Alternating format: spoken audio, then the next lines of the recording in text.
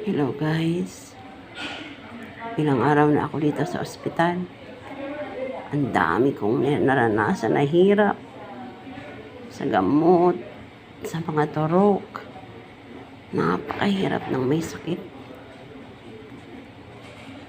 Nagpapasalamat ako sa Panginoon dahil hindi niya ako pinababayaan sa nagiging hamon ng buhay ko ngayon. Dati-dati akong masaya, tawanin, joker, malambing lahat.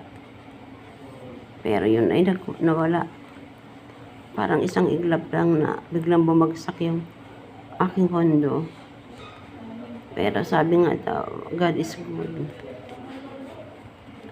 Gusto ko laging maliwanag ang buong kapaligiran. Pero dito, gusto medyo madilim ang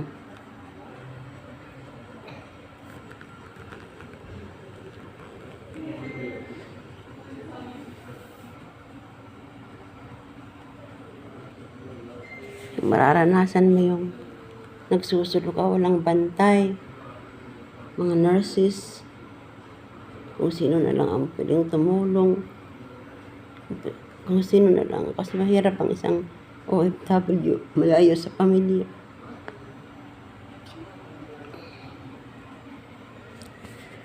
Yung dating maliwanag na lugar, ngayon madilim.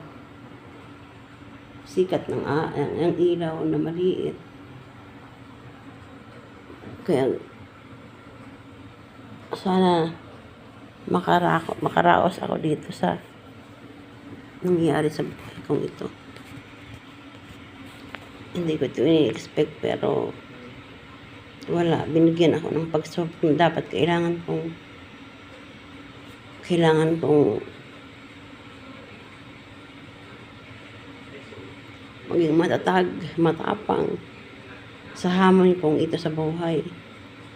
Ang hirap po, pero lumalaban pa rin. Kakayanin ko ito para sa pamilya.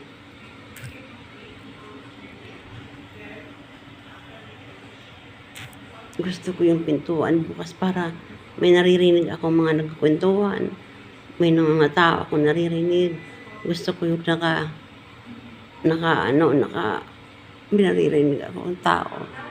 Nagpapasalamat ako sa mga taong tumulong sa akin. Especially, siyempre kay Senny na nandito sa akin. Nakabantay.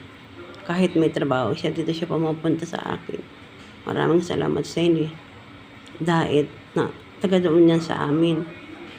Halos mga bata pa kami nung unang nagkita-kita. Tapos ngayon nandito kami. Nagkita kami dito sa Alin, guys.